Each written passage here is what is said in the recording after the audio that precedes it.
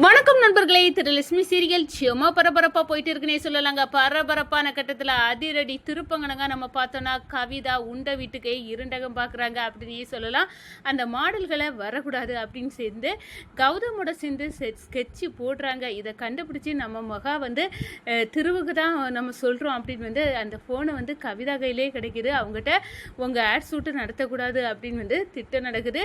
Models எல்லாம் வரமாட்டாங்க, நீங்கள் வேறு மாடல்ஸை ரெடி பண்ணிடுங்க, அப்போனா இதை உங்கள் நலம் விரும்பியாட்டு நான் சொல்கிறேன் அப்படின்னு நம்ம மகா சொல்கிறத கேட்டுக்கிட்டு கவிதா இருக்காங்க.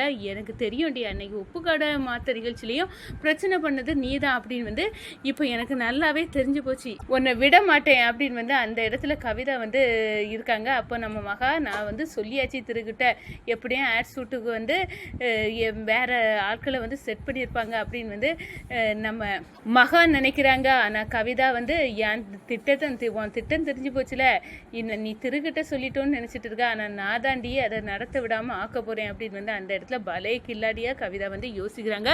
ஒரு கட்டத்தில் பார்த்தோன்னா மாடல்ஸ் வரலை, திவ்யா நீ ரெடியாகு, மாடலாட்டு நீ தான் எனக்கு ஜோடியாட்டு நடிக்கணும் அப்படின்னு சொல்லு நேரம், இல்லை அதுக்கு எனக்கு நான் மகாவை ரெடி பண்ணேன், உனக்கு ஜோடி ஆவாதான் அப்படின்னு மகாவை அழகாக மாடலாக நம்ம திரு கூட ஜோடி போட்டு நடத்தி ஆட் ஷூட்டை எடுக்க வச்சுட்டாங்க, சக்ஸஸ்ஃபுல்லாக முடிக்க வச்சுட்டாங்க நம்ம திவ்யா அப்படின்னே சொல்லலாம். இந்த சைடு பார்த்தோன்னா நம்ம குட்டிக்கு உடம்பு சரியில்லாமல் போகுது. அப்போ சென்னையில் போய் தான் இது ஹார்ட்டில் ஓட்டை இருக்குது, அதை சரி பண்ண முடியும் அப்படின்னு உள்ள நியூஸில் கிடைக்கிது. ஒரு கட்டத்தில் பார்த்தோன்னா பைரவ் நம்ம மகாவுக்கு ஃபோன் பண்ணி குட்டிக்கு நடந்த விஷயத்த சொல்கிறாங்க. நான் பார்த்துக்கிடலாம், இங்கே கூட்டிகிட்டு வாங்கனே அப்படின்னு அந்த இடத்துல குட்டியை ஹாஸ்பிட்டலில் சேர்த்து ட்ரீட்மெண்ட் பண்ணணும் அப்படின்னு அடுத்த கட்டமாக முடிவெடுக்கிறாங்க நம்ம மகா. அதை பற்றி தாங்க இந்த வீடியோக்குள்ளே பார்க்க போகிறோம். அதுக்கு முன்னாடி சேனலுக்கு லைக் அண்ட் சப்ஸ்கிரைப் பண்ணுங்கள் ஃப்ரெண்ட்ஸ், பக்கத்தில் இருக்க பெல் ஐக்கானையும் கிளிக் பண்ணுங்கள், அப்போ தான் நான் போட்டுற ஒவ்வொரு வீடியோவும் நோட்டிஃபிகேஷனாக உங்களுக்கு கிடைக்கும். வாங்க ஃப்ரெண்ட்ஸ், வீடியோக்குள்ளே போகலாம். ஃபஸ்ட்டு எடுத்த உடனே பார்த்தோன்னா இந்த கவிதா பயங்கரமான திட்டத்தோட கௌதமோட கைகோர்த்து அரங்கேற்றுறாங்க.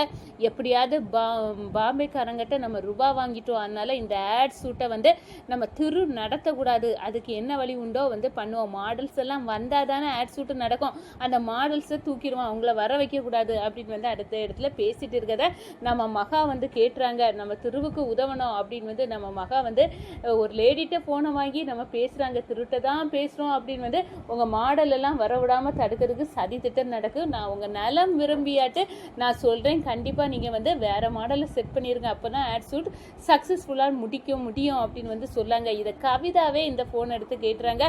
அப்பாடி தப்பிச்சோம், திரு எடுக்கலை, நம்ம எடுத்தனால இந்த மகா எவ்வளோ பெரிய தில்லாலங்கடி, நான் பேசுறத ஒட்டு கேட்டு இவ கரெக்டாக திருக்கிட்ட போட்டு கொடுக்க, ஆனால் நம்ம நல்ல நேரத்துக்கு நம்மளே ஃபோனை எடுத்துட்டோம் அப்படின்னு அந்த இடத்துல சந்தோஷப்படுறாங்க. இப்போ எல்லா உண்மையும் நம்மளுக்கு இந்த மகாவை பற்றி தெரிஞ்சுட்டு, ஆனால் இந்த மகாவுக்கு மிதப்பு கண்டிப்பாக இந்த ஆட் ஷூட்டை நடத்திடலான்னு நினைப்பேன், ஆனால் நடத்த விடாமல் நான் செக் வைக்கேன் அப்படின்னு கவிதா அப்படியே பயங்கரமாட்டு நிற்கிறாங்க.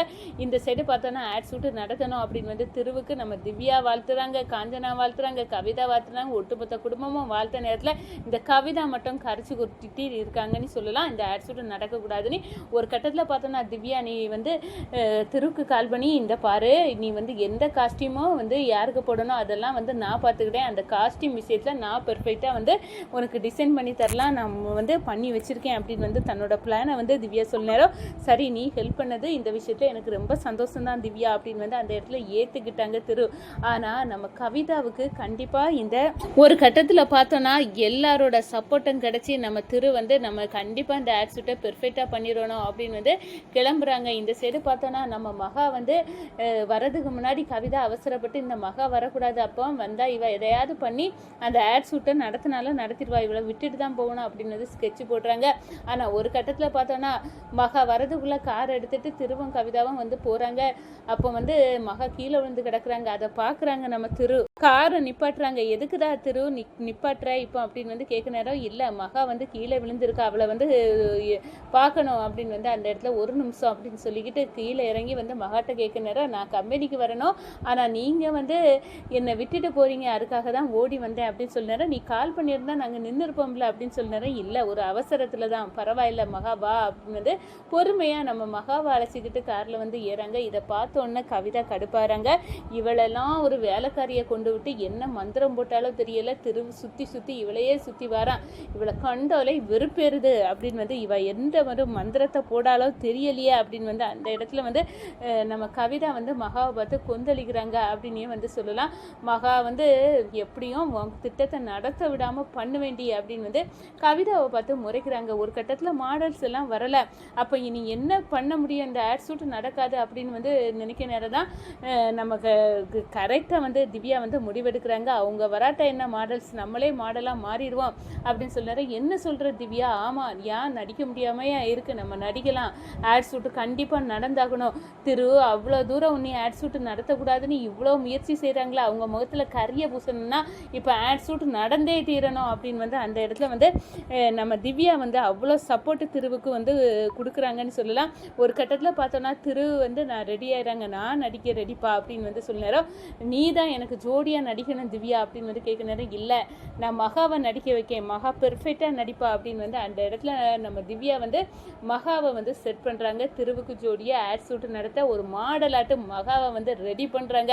அது வேற லெவல். அப்படியே வந்து கவிதாவின் முகம் கரிஞ்சி போகுது, சம்பட்டியால் அடிச்சது கணக்காக வந்து ஆயிருன்னு சொல்லலாம். அப்படி வந்து மகா வந்து முறைக்கிறாங்க. நம்ம என்ன நினச்சோம், தப்பு கணக்கு போட்டுட்டோம், இங்கே யாரும் நடிக்க மாட்டாங்க அப்படின்னு எல்லாம் வந்து நினச்சோம். ஆனால் இங்கே திருவும் மகாவும் சேர்ந்து இப்படி ஒரு பெர்ஃபார்மன்ஸை கொடுக்க போகிறாங்க அப்படின்னு எனக்கு முதலே தெரிஞ்சுதுன்னா இதெல்லாம் வந்து தடுத்து நிப்பாட்டி இந்த மகா வரவிடாமல் பண்ணியிருக்கலாம். இப்போ மகாவும் வந்தாச்சு, இப்போ வந்து பெர்ஃபெக்டாக வந்து மாடலாட்டு வந்து ரெடியாகியும் வந்து நடிக்க போகிறா, தலையே சுத்தது மாதிரி இருக்குது, இந்த பாம்பேக்காரங்களுக்கு நான் என்ன பதில் சொல்லுவேன் அப்படின்னு வந்து மிரண்டுட்டு நிற்கிறாங்க.